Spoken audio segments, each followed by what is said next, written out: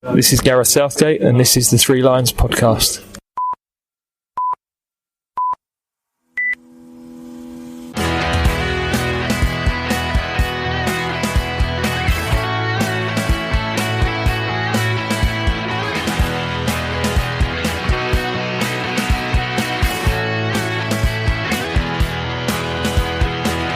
Hello and welcome to your Three Lions podcast. My name is Russell Osborne and this is an independent England football supporters podcast. I hope I find you well. Season end draws ever close. Obviously some have already finished. A few playoff matches yet to be played. I hope you can look back on your season with a smile, even if it's a small one. There must have been a couple of good moments in there, even if you did finish bottom. Never mind, put that to one side. The Euros are getting ever closer. And with that, I'll be bringing you some more episodes in the run-up to it. Now, I have to admit, I'm not 100% sure how I'm going to cover the actual tournament from a podcast angle. I will be out in Germany for the group games, going in and out. So coming back home, a couple of days at work in between, family, back out again. So I'm not quite sure how the episodes are going to flow. I may just record some audio whilst I'm out there, try and piece it together on my phone whilst sat in an airport or on a coach and upload from there. We'll see. But I thought I'd give you a heads up on that side of things. Hope you have enjoyed the recent episodes that have come your way. There was the one where I took a look at what I thought Gareth's squad might look like as that date looms close. Nothing I've seen has really made me change my mind on things. There's a few players thinking, oh, mate, perhaps he's closer than I initially thought. Although I noticed that Harry Maguire has picked up I think it's a muscle injury. Although I don't think it will affect the summer, more the end of United's season and cup final. But it is that time, when we're all sweating when a player goes down. We're keeping our fingers crossed. And it's not just us. The Germans are doing it. Spanish, the Italians, the French, even the Scottish are doing it. There was also the nationality switch episode, which went down quite well. That was one where I took a look at some of the players who had switched their international allegiances. Think Zaha, Declan Rice, John Barnes too. There's quite a few names in there that maybe might surprise you if you hadn't heard it yet. Just head to your podcast provider of choice or threelionspodcast.com. You'll find them there. Before we get on to the main bulk of this episode, I just want to say a big thank you to those of you that have contributed to the running, hosting of the show through the Ko-fi account. Incredibly kind of you. Should you want to, just head to kofi.com/Three Lions podcast. That's ko-fi.com/Three Lions podcast. Everything that you contribute goes towards the monthly hosting. The company that I give the podcast to, they then push it out to all the platforms that you may listen to the podcast on.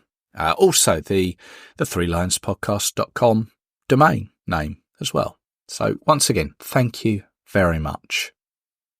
Now, a little while back, you may remember I spoke with Matt Edgar about his England journey.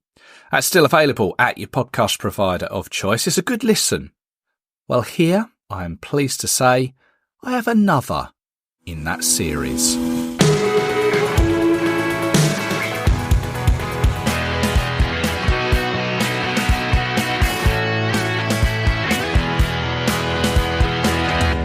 It's my pleasure to welcome to the Three Lions podcast Will Stone and England fan Peter John-Baptiste. Peter, hello there. Hello, how you doing? I'm very well, thank you. Yourself? I'm fine, thanks. Great. Thanks for inviting me on. I've been listening to this podcast for a while, and it's actually brilliant, so thanks a lot. Very kind of you to say so, thank you. I know we're going to sort of chat about Euro 2004, which you've got quite a few stories to tell about it. Looking forward to hearing about that one. It's a tournament that I didn't actually get to, but fond memories of it. But before we hit Portugal, just maybe give us a little introduction as to yourself and how you started following England, where it all came together for you. Well, okay, despite my youthful looks, my first England home match, believe it or not, was I saw the world champions Argentina play England in 1980, May 1980. And England won 3-1. My first game. But I've been a fan since I was a toddler. I had two older brothers, which was handy, who were both England fans as well. The whole family all the boys were football fans, including my dad. Bit of background, my dad's from the Caribbean, actually, he's from Dominica. Okay. But all the kids were born in, both my parents are from Dominica, but all the kids were born in England, in London. And my dad actually, he's much more a cricket fan, but he likes football as well. He's an Arsenal fan and England. And so Sunday afternoons we're always watching the big match. As I got older, I was allowed to start to watch Match of the Day. And my two older brothers, as I say, were big England fans. And they actually had this scrapbook. And they, from the very late 60s towards the sort of mid 70s, they put loads of newspaper cuttings into this scrapbook. Okay. And if there's one thing from my childhood I wish that hadn't got chucked, was that. Oh. So I used to look through that as a very young boy. And I remember seeing looking at the England against West Germany European Championship 1972 when England got destroyed by Kuntanetsa. I must have been about 6 or 7. I remember reading this news article about Kuntanetsa and about West Germany. And when you're a kid, you just throw things out. So when they got older, they chucked it, and I didn't object to it. And I just wish I'd had that, because it had every sort of newspaper cutting from every England match going back from about 68, 69 to 1977, 78. So I wish we kept it, but we didn't. Yeah. But we just grew up as England fans. It wasn't. We lived in Harrow as well, so it's only a few stops down the line. Cool. My older brother's about 8, 9 years older than me, so he took me to my first game, and I'll be forever grateful. He was in his late teens by then, so we got permission to take me along to this massive crowd, and I went to that. So I went intermittently throughout the 80s when pocket money and my paper round allowed. Yeah. And then by the late 80s, 90s, I was a regular. And in fact, my record was May 1990 to March or April 2022. 32 years. I didn't miss a home game. Well, I had to go on a work conference to Harrogate the day that we played. We played a couple of years ago. I blocked out my head because I couldn't go. It was either, Ivory Coast. We beat Ivory Coast at Wembley. Yes. It was the first game I missed. First game I'd missed since Uruguay in May 1990. Wow. So 7 World Cups I've been to. This coming summer will be my 7th Euros. Nice. So 14 tournaments, 3 under 21 tournaments you can add to that, and one women's tournament as well. So I went to the final 2 years ago. They all count. Yeah. I mean, just going back to that very first game, the Argentina one. I mean, it was. Yeah. I mean, I was only. When did you say it was? 1980. 80, yeah. 80, yeah. Was that the one? I've seen a picture of Maradona in an England shirt. Was that the game he played? Yeah, I'll be honest with you, I'd love to say, I really remember him. I don't really. I was more interested in Kevin Keegan and the rest of the England players. Yeah. So he did play, but I vaguely remember him. I did see him 7 years later at the rest of the world Football League against the rest of the world centenary match. But by then he was a Wembley, I think, wasn't it? Yeah. He was a superstar by then, but that was just an exhibition game. Yeah. No, I've seen. No, sadly, I never saw him play in a competitive fixture as such. Okay, so Maradona. 86 then wasn't. No, I was just doing my O levels. Right. O levels, yeah. Yeah, I'll do my O levels that summer. Gotcha. So I remember staying up late to watch because some of the games kicked off quite late, and I had exams the next morning and stuff. Right. Yeah. So we're talking about the Euros. Obviously, it's coming up this year. What's the first Euros that you went to? Well, I did go to Italia 90 for World Cup, but 2 years later, I was a bit short of money, so I didn't go to Sweden, which I've regretted ever since. But Euro 96 was my first Euros. Obviously, it was a home Euros. So, I went to all the games at Wembley. Yeah. Every single game, including the final. Oh, okay. So The Germany. I bought the packages. I still remember the application form we got from the FA back then. It wasn't online. It was a paper application. Yeah. And we got it in July, August 1994. And I booked up me and a friend who used to go all the time. He doesn't go anymore. He was at university at the time. He went later on. He went a couple of years later, and he should have really. So he couldn't afford it. So being a good friend I was, you could book for that tournament, you could book via direct debit, believe it or not. Yeah. Over 6 months. Okay. So August, we started paying in August, and we finished in February 1995. So I paid for him, and then he paid me back when he got a job after he graduated. So we both went to that tournament together. Yeah, everyone needs a friend like that. Yeah, that was he's a good friend. Yeah. So that was my first Euros, and gotcha. so I've still gutted. I just wish Gascoigne could have grown an extra inch and just toe poked that one in.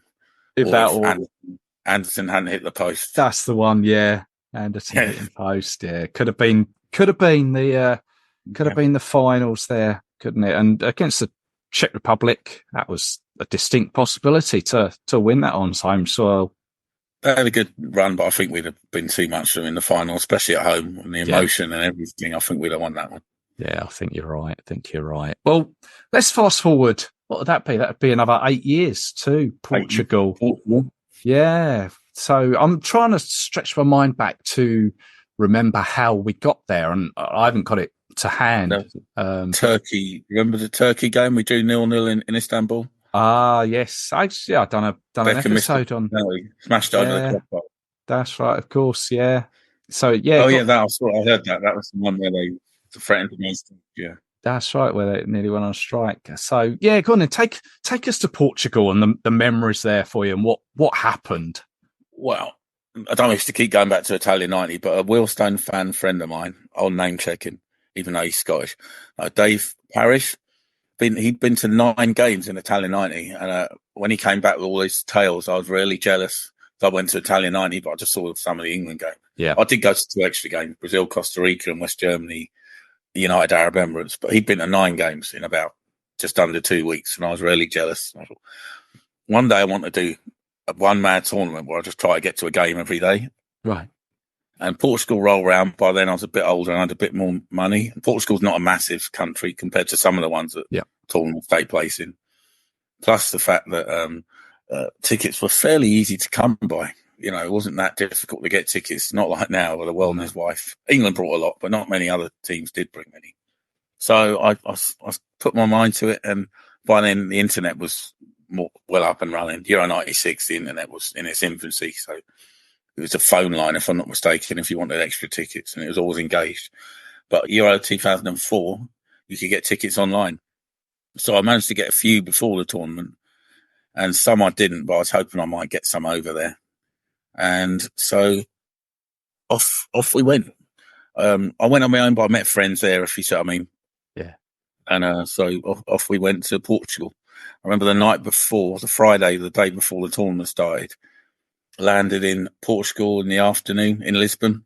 Yeah. And then that early evening, there was a British council had organised something for England fans, like a reception, because we're going to be playing a lot of games in Lisbon.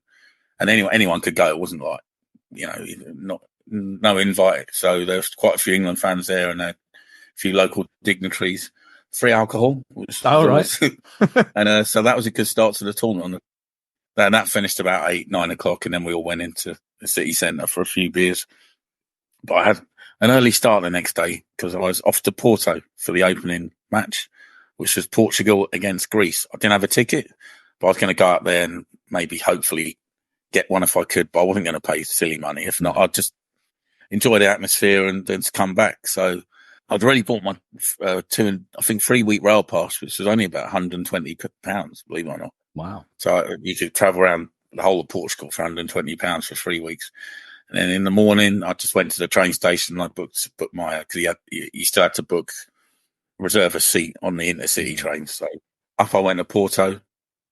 I went on my own. My friends didn't come to this one. And when I was outside the ground, I just bumped into these 3 or 4 English lads, and we were sat on this little grassy bank next to the stadium having a couple of beers. Then this American voice comes over and he says, hey guys, I'm not going to do the accent, but he's from Miami. I'm not going to do the accent. Just imagine it. Hey guys, you got tickets for the game? He said, no, we haven't got tickets. He goes, here, I've got tickets. He pulled out this wad of tickets from his pocket. Honestly, he must have had about 50, 60 tickets. He was a towel. Yeah. Face value. It's like, I don't know how much it was in those days. €15, I think, was the group stage, but for the cheapest ticket. But that was €20 because it's the opening ceremony as well. So €5 more. So I was skipping and dancing. I've got a ticket for €20. So we got in. We're in the Greece end. That's fine. Hundreds of empty seats. No idea. They didn't bring that many fans, Greece, at that point. Towards the end. And so I saw the opening match, and Greece won, which is great. We're in the right end. 2-0, I think it was. So got the train back to Lisbon, and it was the night of and I don't know if anyone knows Lisbon very well, but the Feast of St. Anthony. Right. It was the celebrations in Lisbon. That's their patron saint, I think. And so it's this massive street party in Lisbon. So all the England fans took part in that. It was great. Fantastic. Next morning, got up, and England are playing in Lisbon. We're playing France. Not going to go into 2-1, 1-0 up, 2-1 down. Yeah. Goals in the last couple of minutes. Following day, got the train up to Guimarães via Porto for Denmark, Italy. Of course, Guimarães was where we had our Nations League games, wasn't it? Yeah, and I'll come up with a little fact at the end of this because there's a little work about that stadium and me.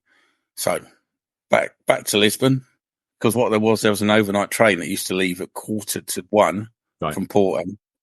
And then go back to Lisbon. It didn't get back until 5 or so. It was 5 in the morning. Yeah. So I got that back and then came back up to Porto. My hotel was in Lisbon. My luggage never moved from Lisbon. I did, but my luggage didn't. Right. Back up to Porto the next day. Germany, Holland. Then the following day, back down to Lisbon. Portugal, Russia. Well, I saw the only trouble I saw was the whole tournament. Actually, some Russian fans they lost 2-0, and towards the end they started fighting the stewards, and then someone got on the pitch. Believe it or not, a Russian fan got on the pitch and confronted one of his own players. Oh. I'm not sure it got on telly because when I was telling people about this back home, I think nobody knew about it. So I think the camera never went to it. Yeah, he started windmilling at one of his own players, and he got dragged away. Anyway, enough of that. We don't like talking about that sort of behaviour. So the following day, back up the train line, but this was just to Coimbra, which wasn't too far away for England, Switzerland. Then what was the next game after that? That would have been Braga for. I'm not reading this. This is all from memory. Braga.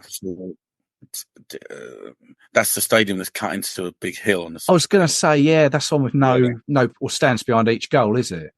Yeah, that's right. Yeah. So it's Denmark, Bulgaria. That was. I was stalling glad to think it was. And then the next day, back up to the prettiest city I thought in the stay of the cities I went to, Aveiro.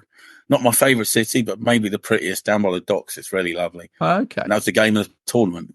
Holland went 2-0 up and then lost 3-2 to the Czech Republic and Milan Baros, because that was his tournament.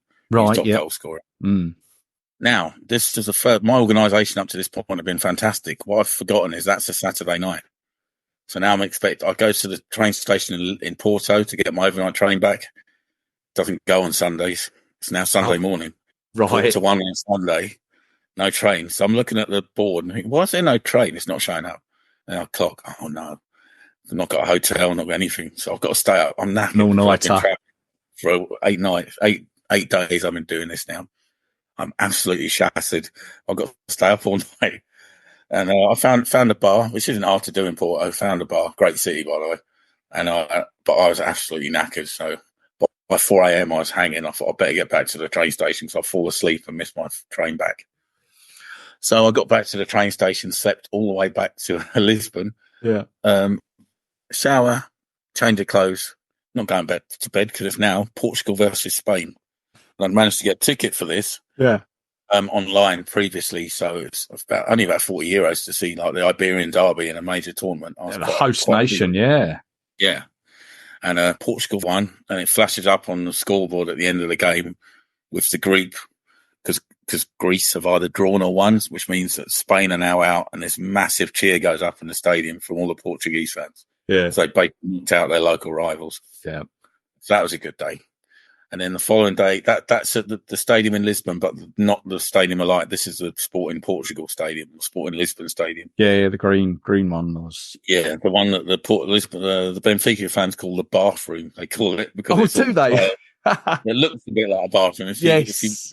If anyone's not seen it online and have a look at it, it does look a bit like a bathroom. I understand. So the following day, I'm in Lisbon. I'm in Lisbon for England's fantastic performance. We beat Croatia 4-2. It's a great Wayne Rooney's game, wasn't it? Yeah. Yeah. We were all singing the song, The White Palais. That was a great night. So I go back to bed, get up the next morning. I'm back up again to Porto and then the local train to Guimarães.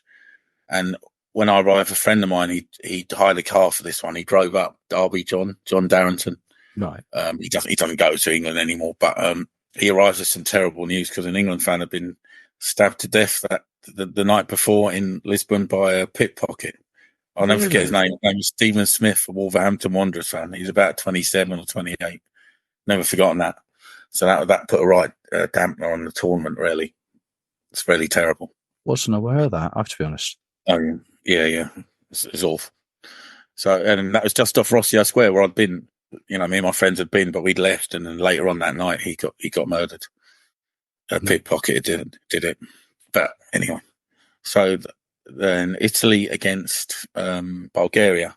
So Italy came from behind to beat Bulgaria, but Denmark and Sweden had contrived a draw in the other game. And in those days, we didn't have internet or our phone, but people were getting text messages, and then if everyone was laughing, there was lots of English at the game. We were all laughing because Italy were getting knocked out because this goal had gone in right near the end, and there was a lot of talk of collusion. The Italians said, "Oh, Denmark and Sweden have arranged this to knock us out," which they may well have done. I don't know, but it's funny anyway. Yeah. So Italy got knocked out that night. Then my mate Derby John, he drove me. Luckily, I didn't have to get the overnight train. He drove me back from Porto to Lisbon that night. Dropped me in Rossio Square because I wasn't far from there, and then an impromptu sort of memorial had sprung up in the corner of Rossio Square to this young England fan that got murdered. Loads of people have put scarves down, but not just England fans, all Portugal fans, Germany fans, all manner of different fans, which is nice to see. And then the following day, I go to bed, following day, get up, and it's my birthday, and it's West Germany, it's Germany against the Czech Republic in Lisbon. And that was a good birthday because Germany got knocked out. And Milan Barros. What is it? Carlsberg don't do birthdays, but if they did. Yeah. So that was a good. So we're now at the end of the group stage, and I'm absolutely shattered. Yeah. But luckily, I don't have to travel because we're in Lisbon for England versus Portugal. But unluckily, we get knocked out again on penalties. There you go. The story of our tournaments. But I'm not going home yet. What I did the next day, I went to the airport and I changed my flight because my flight was for the day after the final. And I changed it to the Tuesday after this weekend. So I'm coming home early. I'm coming home a week early, 6 days early, basically.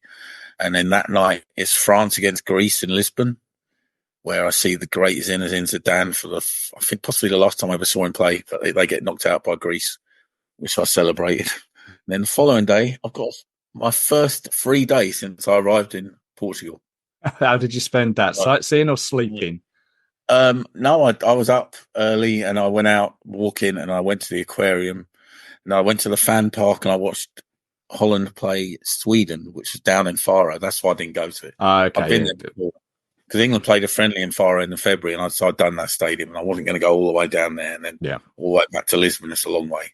So I thought, no, I'm not going to do that. So I just watched that in the fan park in Lisbon. And then the following morning, up again. Now, the first game I went to in Lisbon, the first match I went to for the opening game, I had beer, I had crisps. I was taking photos out of the train window. I'm going back up to Porto for my last game now. It's Sunday, so it's 2 days before I'm coming home. I'm flying home. My head hits the headrest of the train and I'm out like a light. Next thing I know is I'm getting poked. I open my eyes and it's the inspector, the ticket inspector. Yeah. I'd fallen asleep before he'd even managed to check my ticket. I was that knackered. So I showed my ticket and then I'm back out like a light for the next 2.5 hours. And I woke up when we arrived in Porto for my last game, which was Denmark against the Czech Republic. And again, Milan Baros, his tournament, Czech Republic go through. And that's it. I get the overnight train for the last time, thankfully. And I have my final full day, which is the Monday in Lisbon. And I just spend my time just having a little walk around Lisbon. My mates had flown back the day before on the Sunday. They didn't come up to Porto with me. I went on my own. And so I've got one final day on my own. And I just spend that just walking around. And we befriended this little bar owner. It's one of those sort of bars that's like it's like an ice cream stand. If you see what I mean. It's just an impromptu sort of little, and it was halfway up towards the Barry Alto, which is the high ground. There's this tram that goes up this really steep hill in Lisbon. Right. Yeah, and there's this little flat bit halfway up. He just set up this stall, and he was selling beer throughout the tournament. We got to know him because we always used, before I went back to my hotel room when I was in Lisbon, I'd always have a quick beer just before I went to bed. I got chatting to him as a university student. Right. Actually, I wish I'd kept in touch with him because he's a really nice bloke, and I'd like to have seen how he'd got on in his life. But you meet loads of people travelling England, you can't keep in touch with everyone. But so I said goodbye to him, and then with a heavy heart went to bed, and then the next morning or the next early afternoon flew home from my adventure. So 15 games, 16 days, 6 cities, I think 7 different stadiums. And a few hundred miles travelled, and a lot of beer drunk, a lot of friends made, and a lot of football seen, and not much sleep got. I had to go to work the next day, and I'm absolutely knackered. I went back to work for a rest. I'm knackered. I can well believe it. People were saying, "You've been on holiday." I said, "That was not a holiday."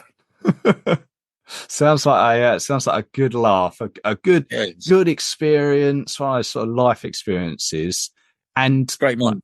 Yeah, and like you say about seeing 15 games in 16 days and seeing like lots of the tournament, you could almost fast forward to 2022, the World Cup in Qatar, and there's various people seeing this tournament and how it is all laid out and saying, do you know what? I'm going to do that game. And if I can squeeze that one into that same day, I'm going to do it again, or I'm going to do that in the same day. Whereas 20 years,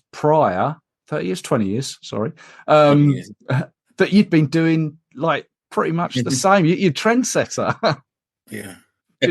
But what was I going to say about Guimaraes? Yeah. I was going to say about Guimaraes. I'm not sure how you pronounce it.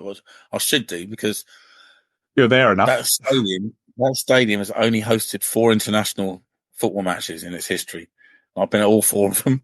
2 in the Euro, and the 2 in the Nations League. Oh, so me and Guimaraes, whatever that stadium's called, the Strange Bedfellows. I'm quite proud of that, actually. That's quite a fact to know. I mean, there's those 2 games. If Portugal ever play there, I'll have to make sure I get over there to see it. Yes, yeah. What was it? We played. Was it the Netherlands and who was the other one? Switzerland. That was the penalty shootout one, wasn't it? That was a hot day there. That penalty shootout against Switzerland, I seem to remember. That was hard work, that game. Yeah, it was hot. Yeah. So I did manage to get back to the 2 games in Porto as well. So just for old time's sake, I went to that stadium as well again. The Dragão. Yeah. One more thing. I thought I did well to do 15 games, but 3 months later, we played Austria in Vienna. I'm in this bar, and I sat at this bar with my mates. This bloke taps me, and I turn around, and he's an Austrian fan. He says, "Excuse me, did you stay in the Penshau Lundras in Lisbon?" I said, "Yeah, I did, yeah." And he said, "I saw you when you arrived." I didn't recognise him. Yeah. Maybe I'll stand out a little bit more because I'm black. I don't know. But anyway, we got chatting, and he said, he beat me because he said, "I went to 20 games in Euro 2000.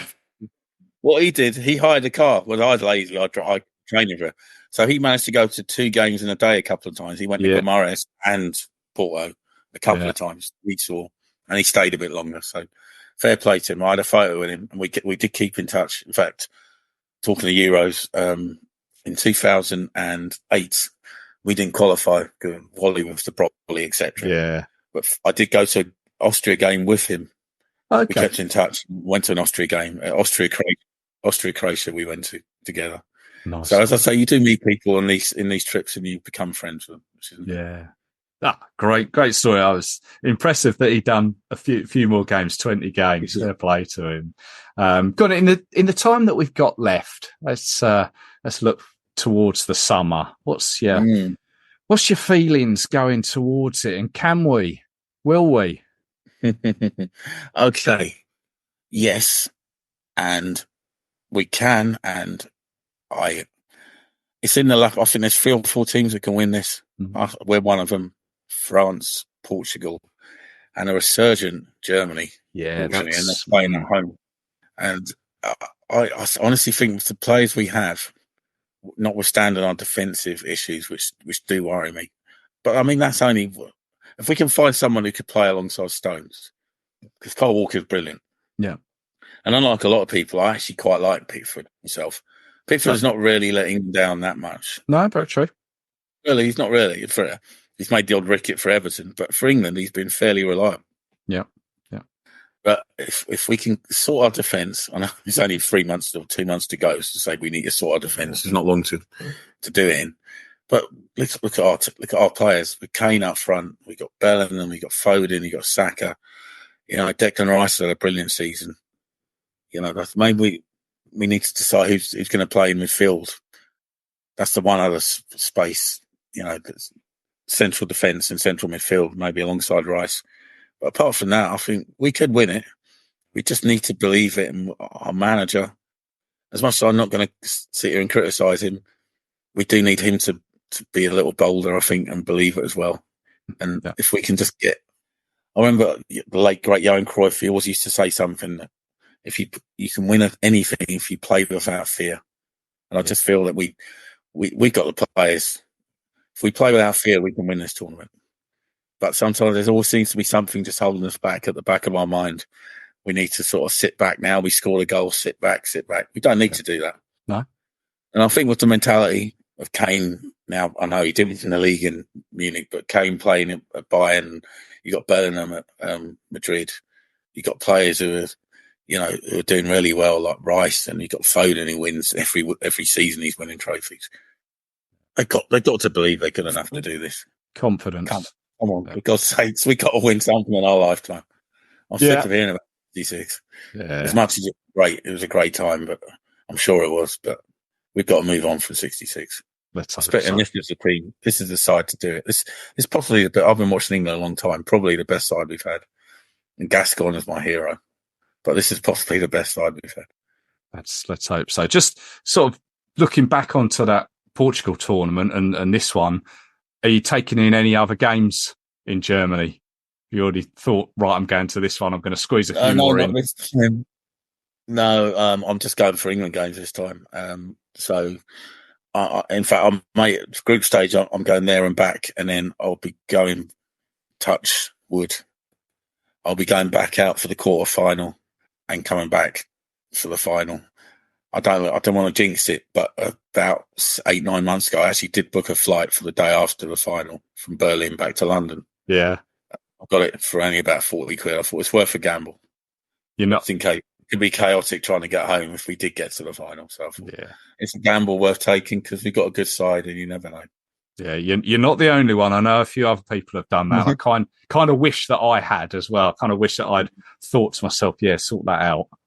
But no, I'll be in and out for the group games, and the first knockout round is sort of penciled in as to how to get there as well. Yeah, I'll be going in and out for that. That's because again, I don't want to jinx it. I don't want to jinx it. I think we will win the group. And if we did win the group, we wouldn't have to play another group winner till the semi. It couldn't have landed any better. Okay, is that how it works out? Because it's a bit sort of hit and miss with this third place team as well, isn't it? It's a bit not confusing. Well, it's confusing. It's just makes it sort of a bit more convoluted. But funny enough, this is exactly the same format now that was Italian 90. Exactly the same. First, really. 6 groups, so the top 2 from each go through, and then 4 third best teams, because that was 24 teams, Italian 90. Right, yeah. Oh, let's hope for a I remember Italian 90 as well. But let's hope we can go that one step further. Yes, hopefully. Peter, thank you very much for your time. Really enjoyed listening to that. Thanks a lot. Your travels. Nice recounting it, and I hope people... Yeah, no, it'd be good to say hello out in Germany should the opportunity arise. Definitely, I'll buy you a beer for this. Thanks a lot. I'll buy you one back. Thanks a lot.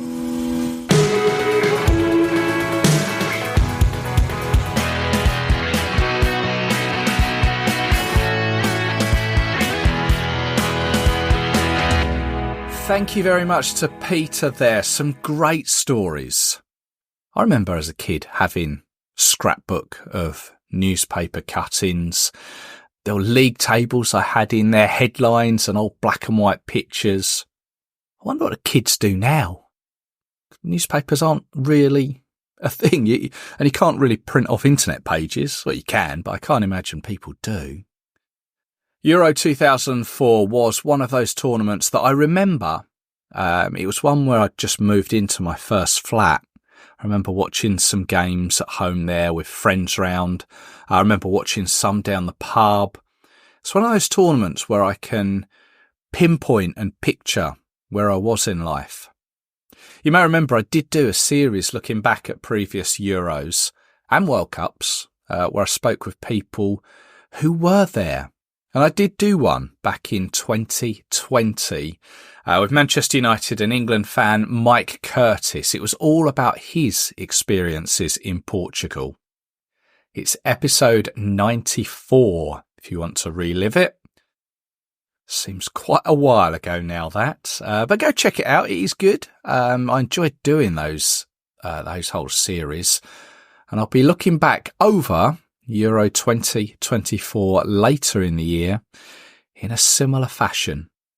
I will be back with you very soon talking to a couple of authors who have written some great books on England. They are perfect for your summer holidays, wherever you may be going. So yeah, make sure you join me for that. Don't forget you can follow the show on social media. Twitter, Facebook, Instagram, YouTube too. Just search Three Lions Podcast. Give it a like or a follow. So until the next time, take care of yourselves. Cheers.